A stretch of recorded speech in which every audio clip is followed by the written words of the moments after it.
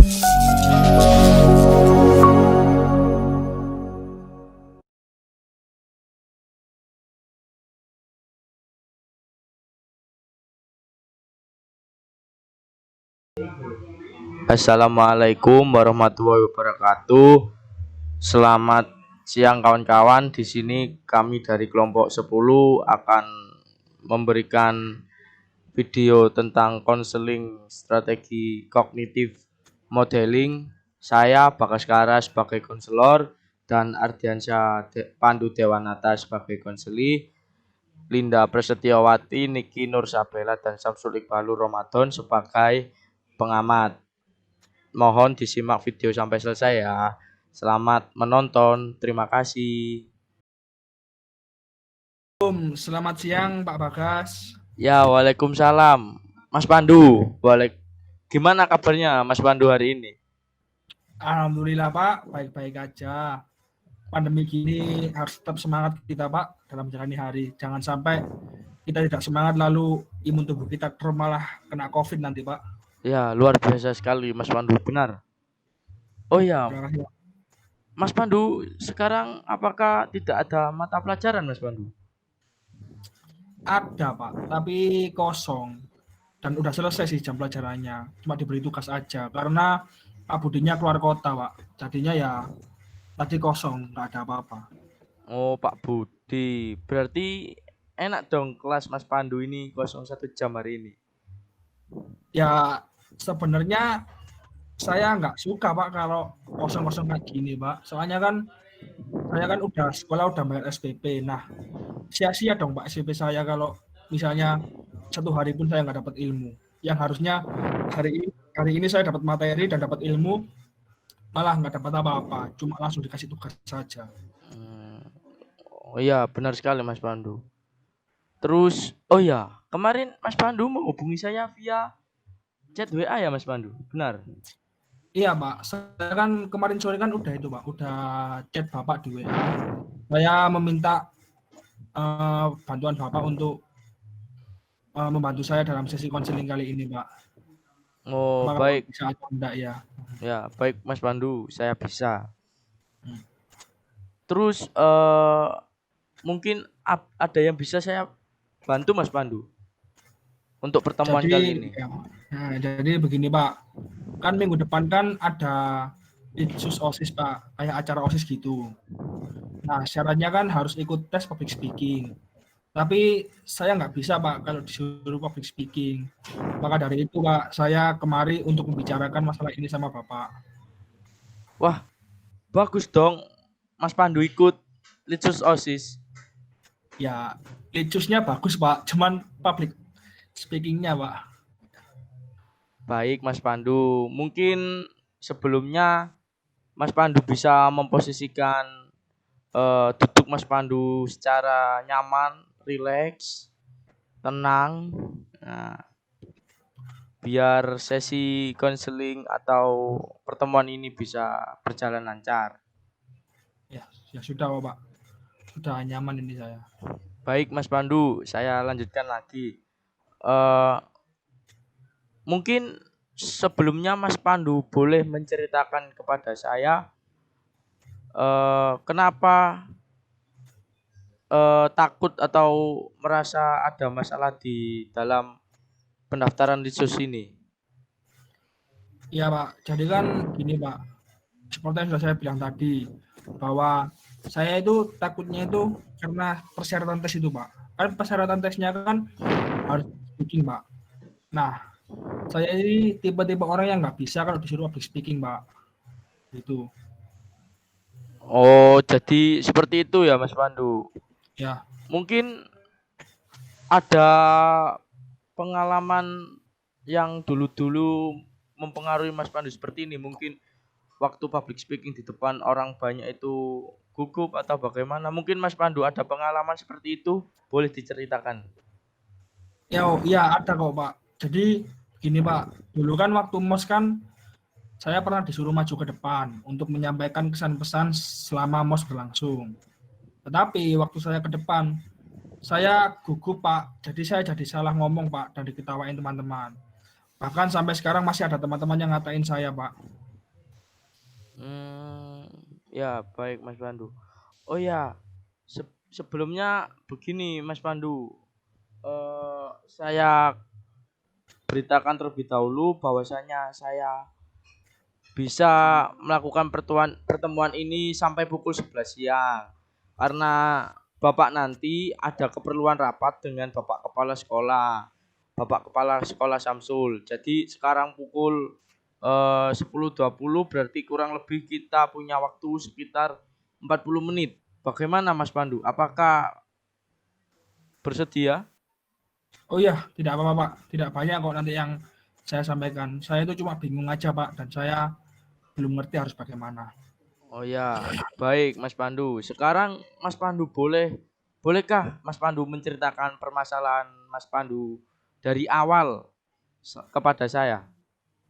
Ya, itu Pak, seperti yang saya bilang tadi kan Pak, permasalahan awalnya kan waktu saya MOS. Nah, waktu saya MOS dulu itu saya disuruh menyampaikan kesan pesan selama MOS berlangsung. Akan tetapi saat saya ke depan, saya gugup Pak, dan saya jadi salah ngomong dan diketawain sama teman-teman saya. Nah, bahkan Pak, sampai sekarang ini masih ada teman-teman yang ngatain saya Pak. Ya, baik Mas Pandu. Bapak mengerti perasaan Mas Pandu sekarang. Kalau boleh tahu Mas Pandu dikatai seperti apa sama teman-teman Mas Pandu? Ya, gini Pak, seringnya sih teman-teman bilang, itu ya anak yang salah ngomong waktu MOS, itu ya anak yang gugup di depan waktu MOS, gitu Pak. Makanya saya malu Pak. Jadi saya ikut lissus anggota OSIS ini, saya ingin membuktikan bahwa saya itu mampu berbicara di depan orang banyak dengan ikut lissus ini Pak. Oh, jadi begitu ya Mas Pandu. Baik. Tapi Mas Pandu berbicara bahwa Mas Pandu malu dan takut dikata-katain teman-teman. Benar Mas Pandu? Iya Pak. Baik, jadi Mas Pandu ingin mengatasi ketakutan di depan umum ya Mas Pandu? Iya Pak. Jadi saya ini ingin mengatasi hal tersebut agar mampu membuktikan kepada teman-teman saya Pak bahwa saya ini bisa untuk public speaking di depan umum. Baiklah Mas Pandu, mungkin Mas Pandu bisa mencatat juga, menyiapkan alat tulis untuk sesi pemberian strategi dan izinkan saya untuk mencatat juga terkait cerita-cerita permasalahan Mas Pandu. Apakah Mas Pandu bersedia? Oh ya, berarti saya ini Pak ya, ngambil pulpen dan kertas Pak ya. Ya, Pak. Ya, Mas Pandu.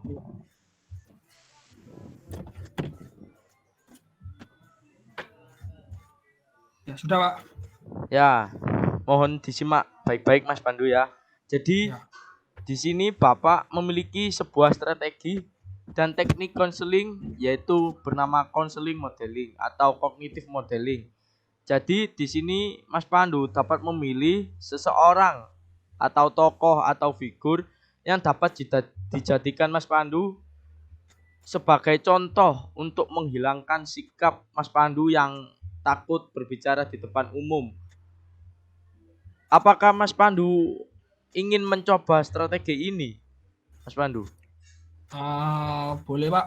Ya, akan saya lakukan Pak. Ya, Saya coba. baik Mas Pandu. Jadi kita sebelumnya kita tetapkan dulu perilaku apa yang ingin Mas Pandu hilangkan dari diri Mas Pandu. Ya, jadi saya ingin menghilangkan sikap gugup dan takut berbicara di depan umum Pak. Setidaknya saya bisa menghilangkan rasa tersebut selama beberapa menit Pak. Baik Mas Pandu, kalau boleh tahu beberapa menit itu 5 menit atau 7 menit atau berapa Mas Pandu? Mungkin setidaknya 5 menit Pak. Paling tidak saya bisa berani dan tidak gugup ketika berbicara di depan orang banyak, di depan kelas. Pokoknya nggak sampai malu-maluin gitu Pak. Baik, baik Mas Pandu. Jadi Mas Pandu tadi telah menceritakan kronologi bagaimana perasaan Mas Pandu dan pengalaman Mas Pandu. Selanjutnya kita akan menentukan siapa tokoh atau figur yang Mas Pandu pilih untuk dijadikan model dalam penanganan masalah public speakingnya Mas Pandu ini. Jadi Mas Pandu bisa memilih tokoh tersebut yang Mas Pandu idolakan, yang Mas Pandu sukai, atau yang Mas Pandu kagumi, yang memiliki public speaking yang bagus di bidangnya itu. Mungkin Mas Pandu bisa mencari siapa yang Mas Pandu inginkan untuk dijadikan model dalam strategi ini. Biasanya itu siapa ya Pak yang dijadikan model kayak gitu? Oh ya, jadi bisa siapa aja Mas Pandu. Yang penting Mas Pandu itu suka pada figur atau tokohnya. Kalau artis boleh nggak Pak? Boleh Mas Pandu. Yang penting tokoh atau figurnya itu Mas Pandu suka Mas Pandu. Itu Pak, saya itu suka banget sama tokoh-tokoh yang public speaking-nya bagus Pak. Seperti Najwa Shihab, terus Karni Ilyas, terus Habib Rizik, itu bagus Pak. Apalagi Habib Rizik itu Pak. Ya, jadi Mas Pandu kan tadi sudah menyebutkan tokoh-tokoh atau model yang ingin dijadikan Mas Pandu sebagai contoh untuk merubah perilaku Mas Pandu yang gugup ketika public speaking di depan kelas maupun di depan orang banyak. Nah, Bapak di sini akan memberikan Mas Pandu video, nanti Bapak kirim melalui WA. Nanti Mas Pandu bisa mempelajari hal-hal atau terkait public speaking dari tokoh-tokoh Mas Pandu yang kagumi. Tapi kalau saya nggak bisa bagaimana Pak? Kalau saya gagal gitu. Nah, jadi Mas Pandu di sini tidak usah khawatir. Jadi Mas Pandu bisa mempelajari video tersebut itu secara perlahan-lahan, step by step, kalem-kalem Mas Pandu. Jika ada kesulitan nanti bisa juga langsung menghubungi saya via WA. Iya Pak, saya akan coba dulu perlahan-lahan di rumah Pak. Ya, Doakan semoga saya berhasil. ya pasti Mas Pandu. Jadi Mas Pandu hari ini tugasnya itu mempelajari video tersebut. Nah, pada kesempatan selanjutnya nanti kita akan membahas tentang perkembangan apa saja yang dihasilkan oleh Mas Pandu setelah melihat dan mempelajari video public speaking dari tokoh atau figur yang Mas Pandu kagumi. Kira-kira kapan Pak ya kita bisa ketemu lagi ya? Bagaimana kalau besok, kalau Mas Pandu nggak bisa, besok lusanya juga nggak apa-apa. Apakah Mas Pandu bisa? Saya besok bisa sih Pak, tapi setelah pulang sekolah Pak. Maksud saya pulang sekolah itu setelah selesai sekolah gitu Pak, setelah selesai kelas online. Kira-kira kelas online-nya Mas Pandu selesai jam berapa Mas Pandu? Untuk besok jam 2:30 Pak. Baik Mas Pandu, Bapak bisa besok jam 2:30 sore. Iya Pak. Baik Mas Pandu, ini sepertinya jam sudah tepat pukul 11 siang, jadi Bapak juga harus bersiap-siap untuk rapat dengan Bapak Samsul selaku kepala sekolah. Jadi kita bertemu lagi besok ya Mas Pandu. Ya, baik Pak. Apakah ada hal lain yang ingin Mas Pandu sampaikan?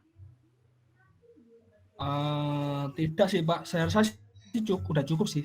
Ya. Baik, berarti pertemuan hari ini bisa saya akhiri ya Mas Pandu. Ya, bisa Pak, bisa. Baik, selamat bertemu lagi ya besok Mas Pandu. Ya, baik Pak, saya pamit dahulu Pak. Assalamualaikum. Waalaikumsalam Mas Pandu. Assalamualaikum Pak. Waalaikumsalam Mas Pandu. Silakan memposisikan dirinya senyaman mungkin Mas Pandu. Ya Pak. Tadi habis kegiatan apa Mas Pandu hari ini? Untuk kegiatan saya sih itu Pak, cuman sekolah online aja sih Pak.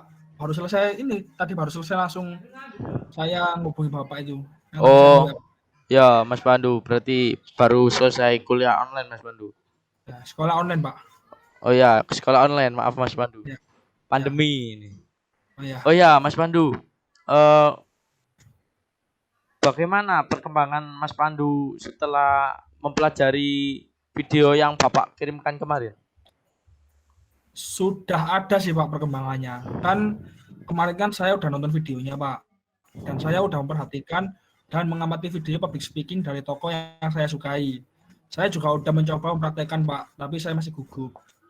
Wah, berarti sudah cukup bagus Mas Pandu, sudah berani serta mempraktekkan. Lalu hal-hal apa saja yang Mas Pandu dapatkan dari video tersebut? Jadi begini Pak, ketika Najwa Shihab, lalu Karni Ilyas ataupun Habib Rizik sedang public speaking atau membawakan acara gitu Pak, mereka biasanya selalu membawa catatan kecil gitu Pak untuk mencatat hal-hal yang akan mereka sampaikan agar mereka tidak lupa Pak mau ngomong apa, dan mereka biasanya gerakin tangan atau jari mereka buat ngurangin rasa gugup mereka.